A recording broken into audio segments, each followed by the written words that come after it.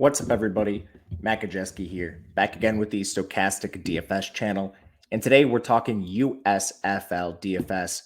It is week one, the second edition since the league relaunched, and we'll be talking everything you need to know about DFS. Before we get started, make sure to hit that thumbs up button, subscribe to the channel, and hit the notification bell so you know when this and all other content goes live. And we have a very special deal for you right now where you can get 50% off any sport, platinum, weekly, or monthly when you click the link in the video description below or use the promo code SCORE. That gives you access to everything Stochastic has to offer, including ownership, lineup generator, lineup builder, boom bust, leverage scores, and our industry-leading projections. This is for first-time users only, so make sure to check that out with the link in the video description below. All right, seeing there's a glare on my glasses, not sure how to fix that, but we'll dive right in. As we've been doing with the XFL videos, we'll bring you sort of just to the DraftKings landing page. So that way there's at least something for you guys to look at. That's not just my face. And we'll go game by game, team by team, as we've been doing with USFL. A couple notes I want to talk about first and foremost. This league is a little different than the XFL. For example, they still do have extra points. You have the option to still go for 2, and they have the 3-point, which is kind of similar to the XFL, but there should be more kicking in this league compared to the XFL. The play clock is a little faster. I don't think that's drastically going to change anything. The totals are actually lower than the XFL, despite the play clock being faster than the NFL, but that's just historical data from one season, which is a small sample. The last thing, as we talk about the depth charts here, as we move from year 1 to year 2 in the relaunch of the USFL, I think there's a mistake people might be making, or maybe not a mistake, just an assumption, where you have players from last year on the roster that played a lot, and people automatically assume that they are going to walk in to their old starting job when there might be new competition. And let's say there's a new face in the offense that played on an NFL practice squad last year. NFL practice squad is a higher level, a more desirable position than the USFL starter even. So a guy like Dexter Williams coming into a roster, I don't think he should be automatically projected behind the starter from last year. And a lot of people are going to do that just based on what they saw in the offense last year. So something to note, I think those players who have former NFL pedigrees, especially the younger ones, are players we want to take shots on. And we'll talk about that with the specific situations as we get into it. But let's dive into our first game. We have Philadelphia taking on Memphis. We're going to start on the Philly side and then just go team by team as we've been doing, similar to the XFL depth charts. This is a team with a lot of continuity from last year. Philadelphia is a 2.5-point favorite over the Memphis Showboats. That's basically just the Tampa Bay Bandits team from last year. 38.5 total here. Essentially every total in this week is within 2 points. So there's not really too much to say here, but we do have continuity with this team. When you look at the Stars, they're a team that retains their coaching staff. They're basically running the air raid with Bart Andrews, former spring league guy, but Case Kukis was the quarterback for him last year. He's going to start again. This is going to be one of the pass heaviest teams in the league. Last year, their play rate wasn't great, but they were pretty efficient, so I'm not going to read too much into that, expecting up-tempo, pass-heavy offense in general. And this team was pretty good last year when you look at how they finished. So they finished strong. They're a team I think we should be targeting for DFS right away. Kukas at 10.2. I think he's completely fine. Completed 61.4% of his passes for 6.5 yards per attempt. That was a little worse than Brian Scott, the former starter, but overall, 12 touchdowns, 5 interceptions, over 1,300 yards in a limited season. That's good. He did have 217 rushing yards, which looks awesome on paper, but I want to highlight most of that came on one carry, which was like this weird broken play last year. And his yards per attempt was over 9 because of that. He doesn't really have that much rushing upside, and he didn't show a lot in the previous games prior to that one long run. So I'm still not expecting him to be like a DeAndre Johnson or something in this league, but at least he's not a stone zero in the run game. So he immediately is somebody we want to look at. And there's no quarterback competition here. He's the locked-in starter. At running back, this is that situation I highlighted immediately at the beginning of the show. So the running back room has 3 guys. Darnell Holland is on the inactive list, which is the USFL version of injured reserve. That leaves just Matt Colburn and Dexter Williams. So Williams comes over from stints with the Green Bay Packers, and you're looking at NFL stats here, not USFL, not XFL. Whereas with Colburn, when you look at him, these are all USFL stats from last year. And right away, people are assuming that Colburn is the lead back here, and I'm not going to just make that assumption. Last year, he split time pretty evenly with Holland until Holland went down, and then Colburn sort of handled the lion's share of the work down the stretch, but Dexter Williams is coming from a higher level of competition down to this league. Colburn played at Wake Forest and hasn't really been able to crack that roster gap between the NFL and the USFL. So I legitimately think we have a more talented player in Dexter Williams. And all this to say, we don't know how the backfield is going to split here. So right away, I think people might automatically assume Colburn is the locked-in starter, and I don't think we can make that assumption. One other just big factor in this league is that reporting is really bad. We don't have anyone at practice telling us who's getting first team reps. So this is guesswork. We're guessing based on last year's role and where these players are coming from. So Dexter Williams actually being, a 6th round pick coming out of Notre Dame where he rushed for over 1,000 yards, sticking around with the Packers for a few years, actually cracking their game day roster a few times. He's just better than Matt Colburn. Now, whether the coaching staff realizes that or not, I'm not sure, but just want to put that out there. I think Williams worth a flyer, and we should be looking at players like this for tournaments. The receiving room should be a little bit more clear, I'll say here.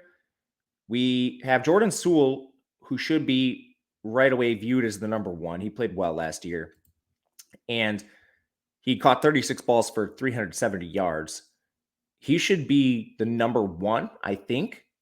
Corey Coleman comes over from the NFL. He is the biggest bust in this league, just based on NFL standards. Former 15th overall pick in 2016, 61 catches for 789 yards in his NFL career. Still, being the 15th overall pick, he's probably better than most of the guys on this roster, and there's a chance he just jumps Sewell for the number one job. So I think he's the number two. From there, I'm looking at Chris Rowland and Devin Gray as the 3 and the 4. Gray was actually pretty involved all year. He just wasn't as efficient. Caught 26 balls, 215 yards. That was tied with Rowland, but he had 19 more targets than Rowland. So I think we've got Devin Gray as the 3. Rowland is the 4 right now. DeAndre Overton, I'm tentatively slotting in as the 5. Caught 12 balls for 200 yards last year. He was sort of in and out of the depth chart just based on the players that were injured on a week-to-week basis. This is a former Clemson player who was a perennial underachiever with his college team and wasn't a locked-in starter for all of last year, just portions of the time. So I think he'll be behind Corey Coleman and Rowland, but that's ultimately just guesswork as well. The rest of the depth chart has a bunch of players who haven't really cracked any sort of high level of competition, roster, league, whatever you want to call it. Samuel Acom, he's a Montana State product, went just shy of 700 yards in his final season. Carrick Wheatfall, he went to Fresno State, so at least he wasn't in an FCS program like Acom, but he only caught 38 balls for 616 yards in 2021.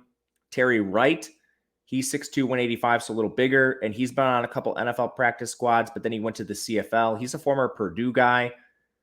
I don't have a lot of, I don't know what to call it, faith in any of these guys. If I'm picking one, it's probably Carrick Wheatfall. Just Fresno State's really better than anything else that these other guys have put on paper. But I firmly believe your top 5 are going to be some combination of Sewell, Corey Coleman, Devin Gray, Chris Rowland, and Overton in that order. Tight end it's not really used in the offense. Last year, they had Bug Howard listed as a tight end. He's on injured reserve right now, but he just lined up in the slot. So this team is using 4 wide on every single play, but they basically called Bug Howard a tight end, even though he was playing receiver. They have a couple tight ends on the roster, actually way more than last year. Ryan Izzo, as former Patriot. Pro Wells, he was on the team last year behind Bug Howard. And Lawrence Dalabetta. Among these players, Izzo is a former NFL guy. So if they're going to use one of these tight ends like they did Bug Howard last year and just flex him into the slot, I think that would be Izzo.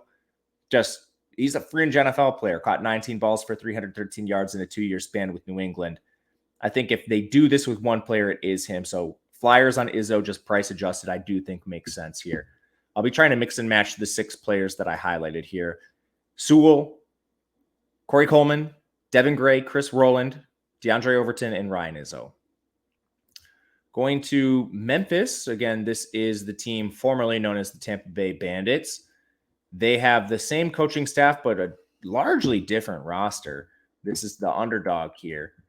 But they are coached by Todd Haley, as the Tampa Bay Bandits were last year. So what do we make of this team? They basically underachieved, and they were fairly pass heavy, 54%. That was third in the league. They were sixth in plays per game. With so much roster churn here, I don't have a lot of faith in this Bandits team right away, so I don't want to target them quite as much. Their quarterback room consists of Brady White, Cole Kelly, and Ryan Willis. Brady White was listed as the starter here, and the efficiency has not been good for him. He was allegedly named the starter due to familiarity with the system, which isn't anything you want to hear. He kind of failed in previous stints in the USFL. But there have also been a lot of rumors swirling that they're going to use two quarterbacks in this offense. They also have Cole Kelly. He's a former Arkansas player who transferred to Southeastern Louisiana. He's 6'7", 260 pounds. So you think back to old Todd Haley offenses, more of that like Ben Roethlisberger mold. You have Ryan Willis, who's former Virginia Tech guy, doesn't really offer much. Little bit of rushing chops, but I think this is Brady White to start. And this offense is more risk of a quarterback rotation than some of the other ones. So I'm not going to try to really focus my attention on this situation. The backfield, however, I do think is one we can really look at here. We have Alex Collins, who's been in the NFL pretty recently and played well and started games in the NFL. I think he's one of the best just backs on paper overall. And he's only 7,800, which stands out to me. Kareth White got cut. And then from there, we're talking about David Ham, who's 6'1", 222 pounds. He last played with an indoor football team called the Bismarck Bucks. Barely played at McNeese State before that. And then you have Justin Stockton, who went undrafted in the USFL draft, and he was in the player pool. He most recently played in the IFL. So we have two no-name backs behind Alex Collins, who's an NFL player. He should handle as much work as he possibly can. And if he doesn't, Todd Haley should be fired instantly. So I think just in terms of raw workload, Alex Collins is going to be among the best players in this league just because the players behind him are insurance salesmen. No offense to any insurance salesman. Receiving room is actually pretty consistent when you look at last year. But remember back to the Tampa Bay Bandits, this was one of the nastiest rotations in the league last year. You didn't really have anybody above 70% of the routes consistently, and they rotated 5 and 6 guys on the field. So it was really hard to peg who was going to pop week in, week out. And I think we probably see a lot of the same because it's a lot of familiar faces. They have their top 2 receivers back in Rashard Davis and Derek Dillon. I will say those two are cheap, and Dillon particularly at 3.4K. He's a guy that caught 28 balls for 386 yards, and he emerged late in the year. So if you're looking for a guy who ultimately could be the number one, I think it is Derek Dillon overall. He makes the most sense to me. You also have John Franklin back. He's like a former quarterback, changed positions a bunch of times, played a decent amount of snaps, but never really amounted to too much when he was on the field. Vinny Papali's back. He caught 9 balls last year, which is okay. Nothing really to write home about. And again, this is going to happen just in that nasty rotation they ended up running. And from there, they actually added Osiris Mitchell from the Birmingham Stallions, who he straight up could be their number one here. Osiris Mitchell, he caught 27 balls for 397 yards. That's an immediate upgrade over some of the efficiency numbers that like a John Franklin and a Vinny Papali put up last year. But ultimately, I think you're going to see Rashard Davis, Derek Dillon, John Franklin, and Osiris Mitchell all rotate on and off the field. So right away, I just realized I didn't change the reading from my notes instead of actually doing the showing you the DraftKings page. So here it is. Sorry about that. Regardless, Dillon and Mitchell at 3.4K, I think are your most intriguing options and the two guys you really want to focus on as salary savers here. Again, this was a pass-heavy offense with Todd Haley calling all the plays last year, so I think that's very much the same. Ultimately, I have a lot of interest in these guys, especially Mitchell, Dillon, and Alex Collins, just as run backs. The tight end position, they had Cheyenne O'Grady last year, who's one of the better tight ends in this league, but he's gone. So now they only have 2 guys on the roster, and Daniel Helm and J.J. Wilson. Basically, I think we're looking at Helmer bust here. He's been around practice squads, and Wilson is like, he's changed positions so many times. He played college at Arizona State and Auburn, but he played linebacker, like H-back and tight end at various times. I don't think we're going to get much out of Wilson if they like college teams made him play defense. So it's Helm or bust. And with O'Grady last year showing a bit, maybe you could look at Helm, but ultimately I'd rather just save the money, go down and play Osiris Mitchell or Derek Dillon. I should also note the rest of the receivers they have: Ryan McDaniel, DJ Myers, John Mitchell. McDaniels, he's a North Carolina Central guy. Then you have Myers. He went to Midwestern State. John Mitchell actually played at FAU. He was 6'4", 228 pounds, like a wide receiver tight end hybrid. I don't know. Really tough to say if any of these guys produce, and I don't think they do, coming from really low levels of competition, the three of them. Going to our second game, we have New Jersey taking on Birmingham. This is a rematch of the championship. This should be the best game this weekend. New Jersey is a 4.5-point underdog, which is a bit surprising to me, giving a lot of credit to the champs, which I guess is noteworthy. But New Jersey was an awesome team. They're also unique. They're the run-heaviest team by far, similar to like the DC Defenders. For those of you that play XFL DFS, you have a similar situation here with a mobile quarterback in DeAndre Johnson, who would be essentially the Jordan Ta'amu of this league. Last year, they split snaps between him and I believe it was, I forget the other player on their roster. I don't have it in my notes, but they split time to begin the year. Luis Perez, how could I forget? Who is now in the XFL. But DeAndre Johnson, he was the clear starter at the end of the year in the championship game, completed 72% of his passes for 10.3 yards per attempt. So the efficiency was awesome for him. He also is one of the best runners in this league. So if you're looking for a guy who just has raw rushing upside, it's DeAndre Johnson. He's cheap here, $8,900. The only interesting thing is their team total is not great because they're underdogs to the champions of last year. But Johnson's a guy I'm definitely going to be starting lineups with. I think he's probably your cash quarterback. At running back, you have just two locked-in guys in Darius Victor and Trey Williams. Interestingly, these guys play very different roles. The split is almost down the middle, 50-50 between these guys. But Trey Williams is your pass-catching back, and Darius Victor is your touchdown scorer. And it's like these are about as defined of roles as you could possibly get. When you look at the touchdown scored last year, I believe it was 9 for Victor, 2 for Williams. So clearly the goal line role for Victor is the bigger back. And Williams, he had 30 targets. Victor had 16. So basically doubled him up. This is the run heaviest league or run heaviest team in the league. So I'm usually just trying to play the cheaper one, but mixing and matching them both. They should both be awesome plays here. Part of the reason why DeAndre Johnson was so efficient was the presence of Kevontae Turpin, who's now with the Dallas Cowboys. He is gone. And he was the MVP of this league, at least in my eyes. I don't know if he actually won it. But that leaves Alonzo Moore as the wide receiver 1 in the offense right now, at least among the returners. He caught 23 balls, 365 yards. Big price tag on him. I think I'd rather spend elsewhere, but upside should be there. Randy Satterfield's back after 9 catches, 124 yards. Again, big price tag on him. I'm not sure that these guys are locked in as starters, so I don't really want to spend $7K plus on them. Cam Eccles-Looper had 3 catches. A lot of people are just assuming he's the wide receiver 3. Again, this is a situation where you have Cam Eccles-Looper, and let's use DeMornay Pearsonell for an example. He played with the AAF, and then he's been on NFL practice squads. Who do we think is better? The guy who had 3 catches for the New Jersey Generals last year, or the guy who was actually on an NFL practice squad? I think I'm going to just be betting on guys like DeMornay Pearsonell as better players than the Cam Eccles-Loopers of this league. It just doesn't make much sense to me for Eccles-Looper to be penciled in as the starter because he played for this team last year, and let's actually be honest, played poorly for this team last year. So I'll be taking shots on the 3K DeMornay Pearsonell. I don't think I want to do the same with Warren Newman or Darrell Stewart. Newman caught 48 balls for Jackson State. He's 5'8", 175 pounds. And then you've got Stewart, who's 6 feet, 212 pounds, but he last played for Michigan State in 2019 and hasn't done much since. Pearsonell actually has been with, like the St. Louis Battlehawks, bounced around the NFL. He's the guy I'd probably take a shot on. This team, because they're so run heavy, they use a lot of tight ends. So Woody Brandom, he was the 4th leading receiver last year with 11 catches, 129 yards.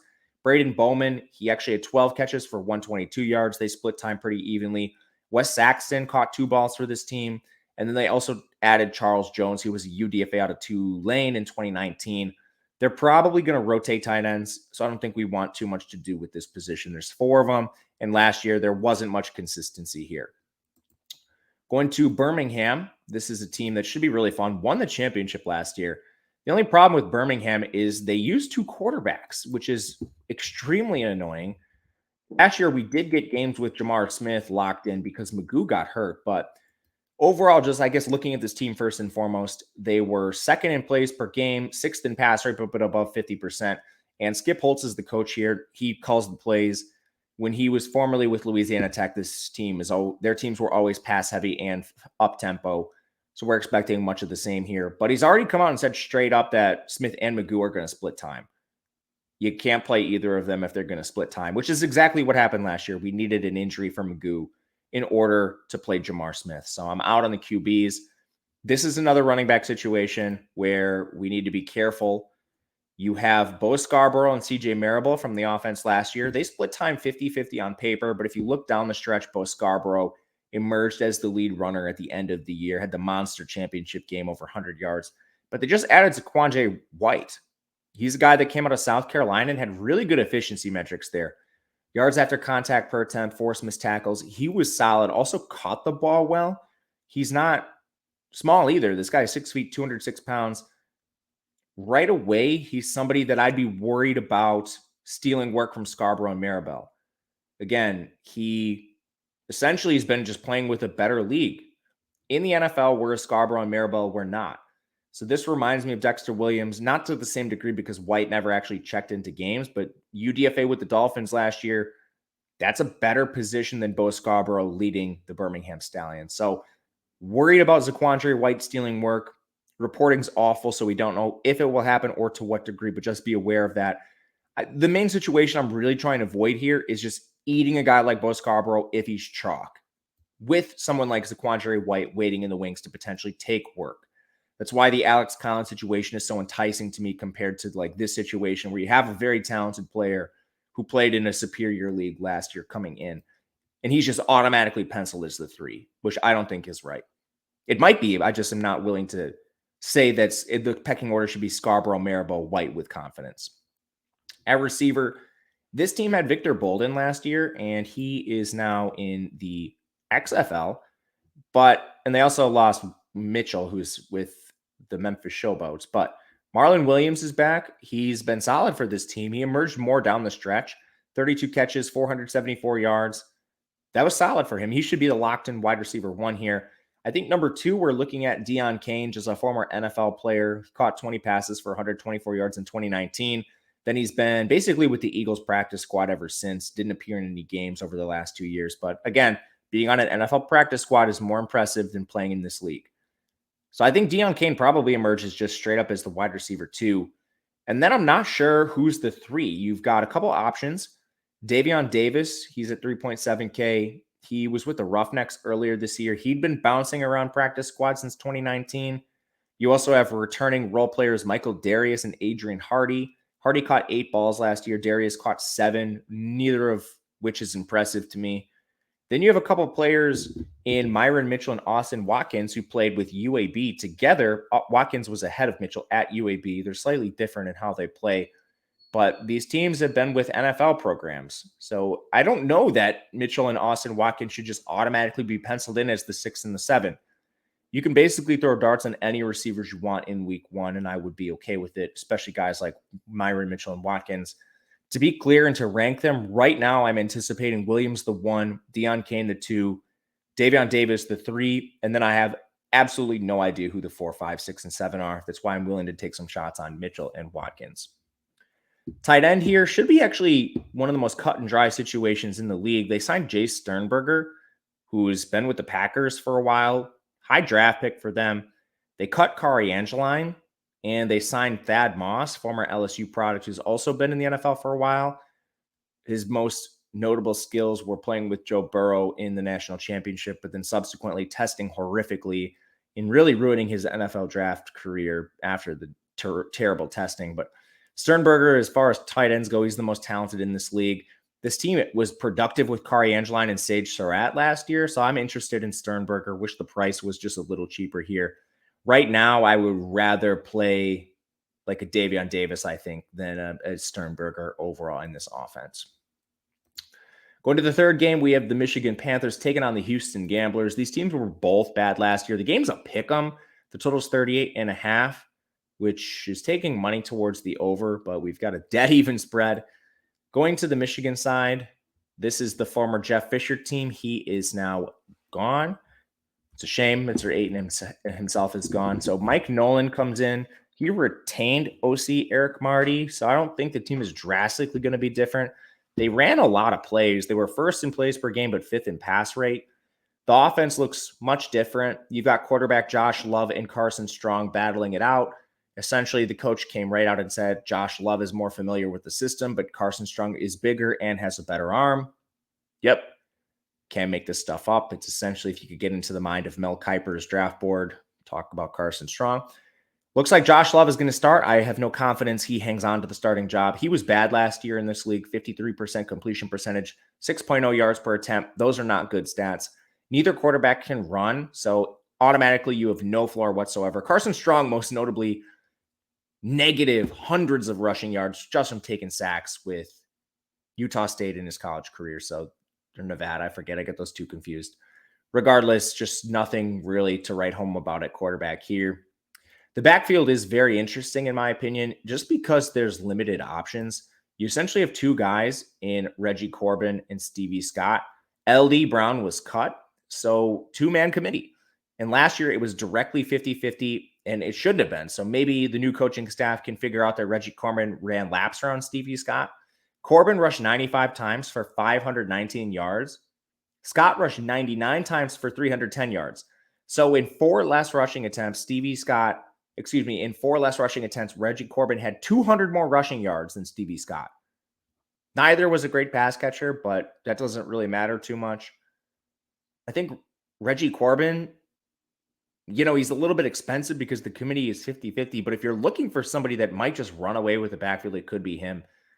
I'm basically projecting this as a 60-40 until further notice and just hoping the new coaching staff can figure out that Corbin's better than Scott, and it's not really close. At receiver, Lance Lenoir is gone. He was the leading receiver last year, and he was a target monster. If you were looking at just unrealized air yards, he was the king of last year's USFL. Their second leading receiver, Joe Walker, returns. He caught 26 balls at 47 targets, 318 yards. Also returned Devin Ross, who was their third leading receiver. He caught 28 of 46 targets for 309 yards. So essentially just a 1A, 1B. Expecting much of the same from these two guys, really because everyone behind them has not been good at any level of competition, really. They returned Marcus Sims, who was on the team last year but didn't catch a single ball. Most recently played with West Virginia in 2018, at least played, actually got on the field.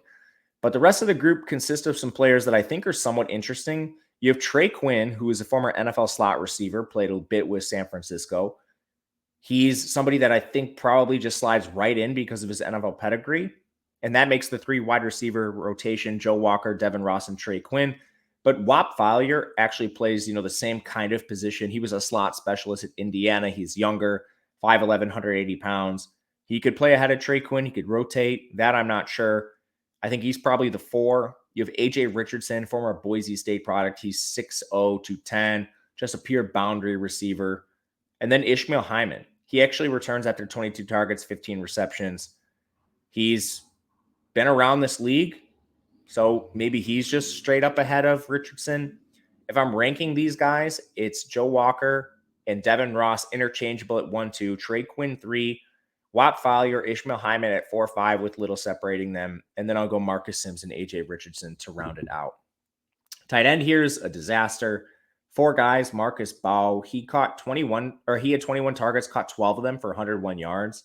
But they also signed Josh Babitz, Cole Hicatini, former NFL guy, and Kyle Markway. I think Hicatini's the most interesting, played with the Giants in 2021. He has 2 receptions in the NFL. But Marcus Baugh should probably be the favorite here. But ultimately, there's just too many tight ends for me to really significantly consider in this offense. Houston Gamblers, they were dreadful last year. Their starting quarterback was Clayton Thorson. He no longer is in this league, but this team did name Kenji Bahar the starter, which is good. First and foremost, this team lost their head coach in Kevin Sumlin. He went to go be the co-OC of Maryland.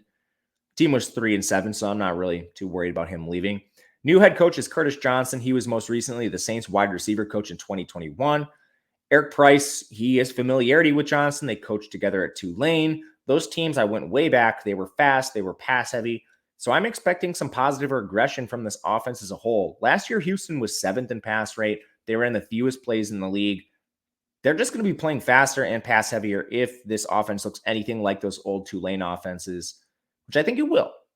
Kenji Bahar, he's the starter here, has a little bit of rushing upside. We saw a tiny bit of Bahar last year, but there's not really much to go on. At various points, he's played in NFL practice squads and preseason games.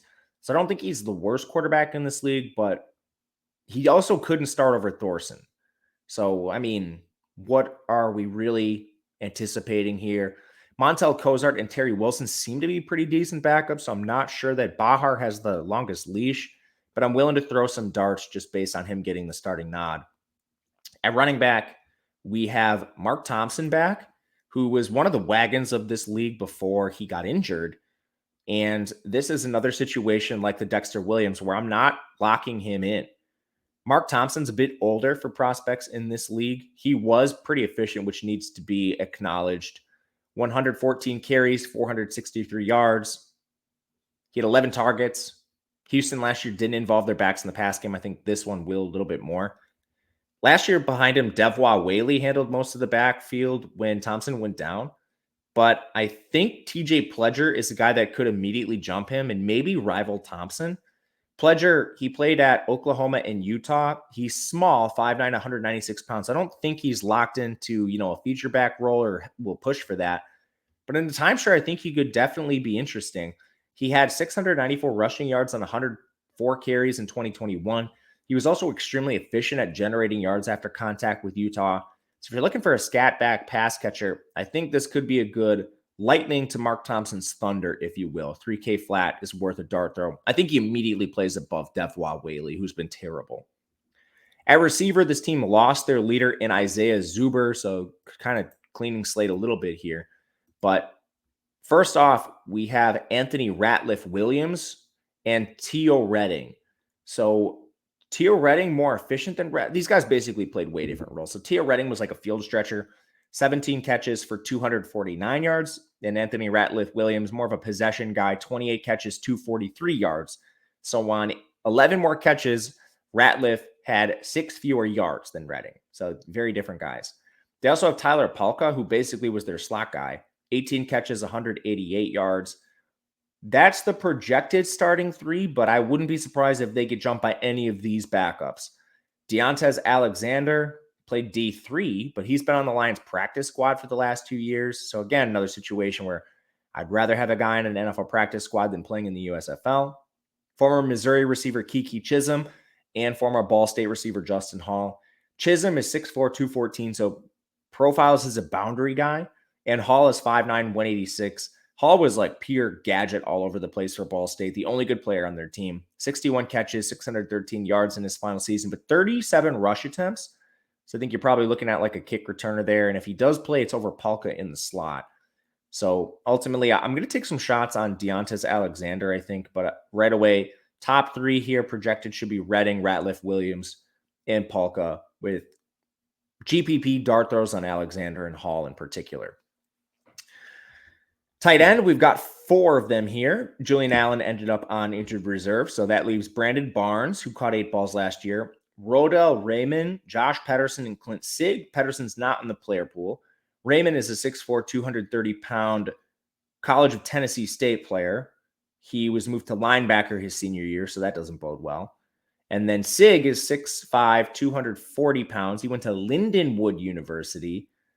I'm not really buying Lindenwood, so I think we see a decent amount of Brandon Barnes. With that said, 4 tight ends on the roster. I don't think we really want to target these guys. Going to the final game here, we have Pittsburgh, the Maulers, taking on the New Orleans Breakers. This game has a total of 37.5, which is lower than any other. New Orleans Breakers are a 4-point favorite. The Pittsburgh Maulers were the worst team in the league last year. Kirby Wilson left, and the team hired a new head coach in Ray Horton. He retained OC John Tomlinson. And if we go back and look at Tomlinson, he coached at Juanita College. They were extremely slow and run heavy. And then last year, the Maulers were 4th in plays per game and 2nd in pass rate. So it was a sharp deviation from anything we'd seen from Tomlinson previously. And my main question was, did Tomlinson want to be up tempo and pass heavy, or was, going 1-9 and essentially trailing the whole time, just a recipe for them throwing the ball more when they were trying to come from behind? I don't have the answer to that, but I think it's probably somewhere in between. And right away, this team looks better on paper. Under center, we're expecting James Morgan. This guy was actually drafted by the Jets. Now, he never actually got into any games, but he played at Florida International.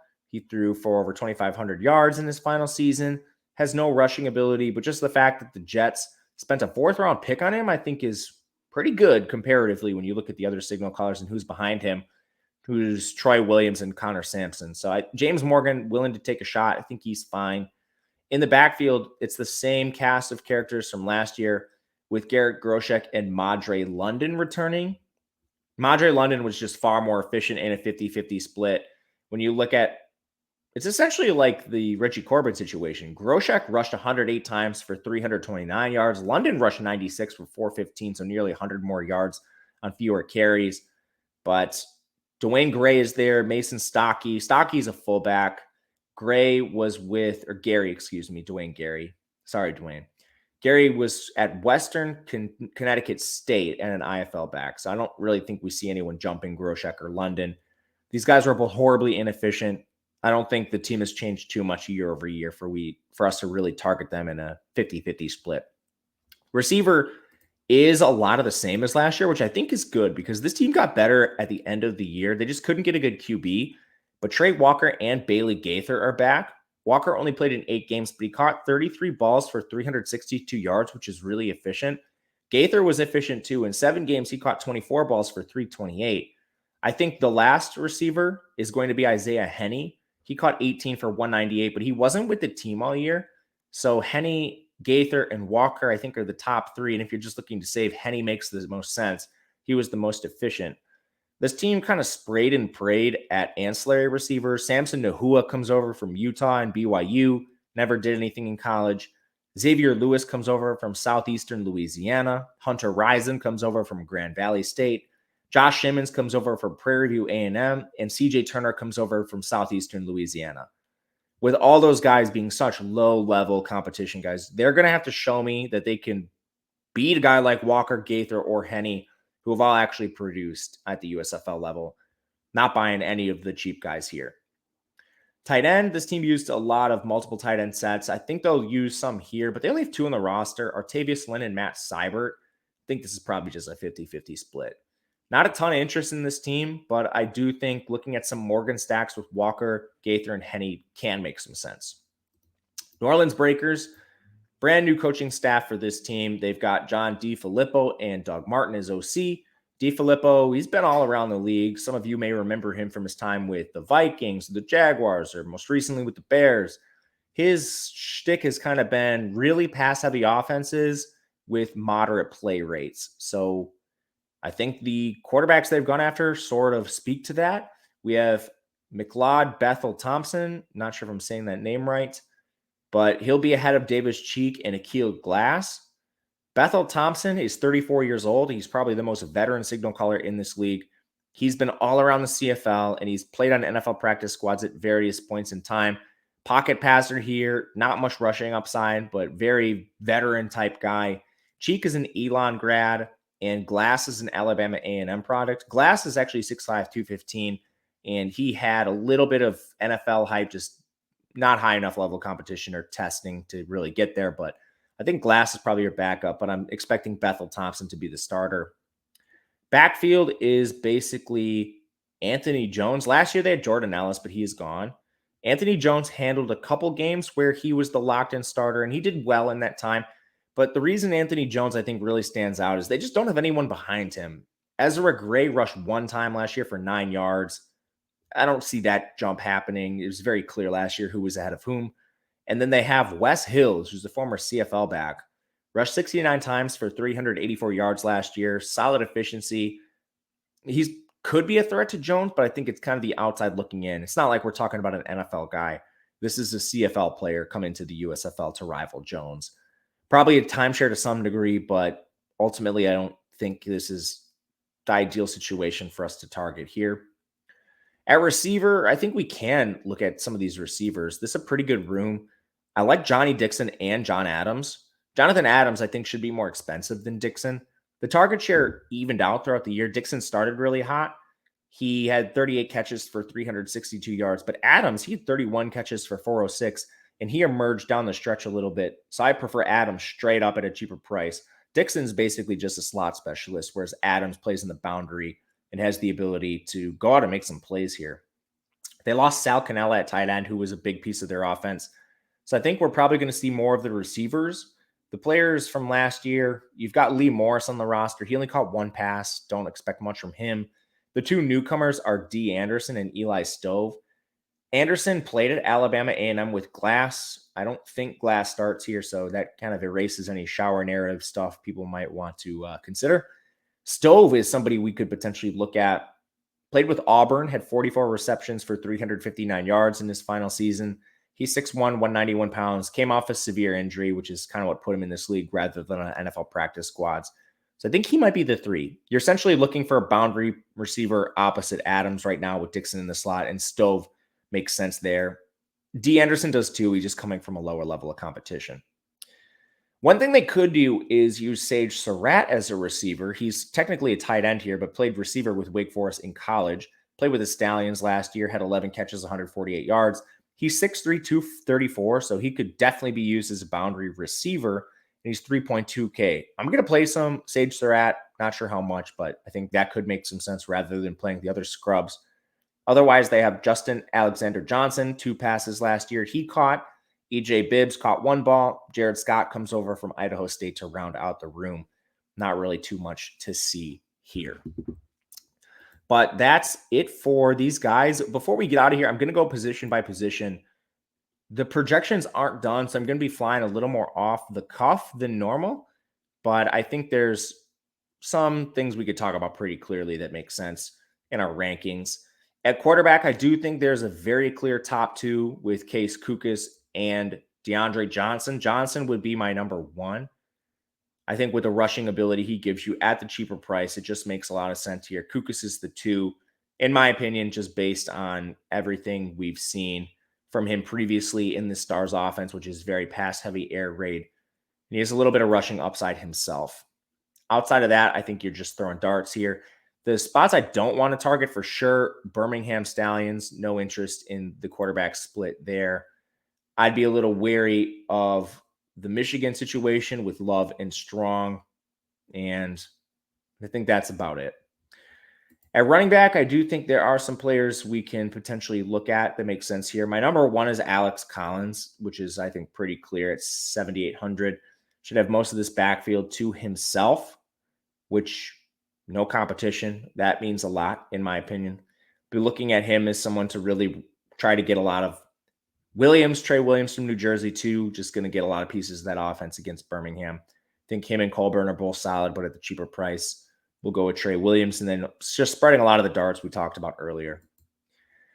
At receiver, again, this isn't set in stone, so it's very hard to say. But I can probably tell you guys I'm going to have pieces of New Orleans with Dixon and Jonathan Adams in particular, pieces of Philadelphia, and I'll just pull up their receivers again. I think you can get to Sewell or Coleman, but again, if you go all the way down, there are players like Roland who make sense. I think Ray is completely fine in the middle here too. But that'll do it for today's show. We're recording this a little early on Thursday. If you have questions or comments, please leave them below and I'll try to get to them. And let me know how you want the show structured in the future. If there's any feedback you have, I'd love to hear it. You can also reach out on Twitter. I'm at Matt_Gajewski. If you have any questions or anything, feel free to talk to me there. Otherwise, we'll see you guys again next time, and good luck.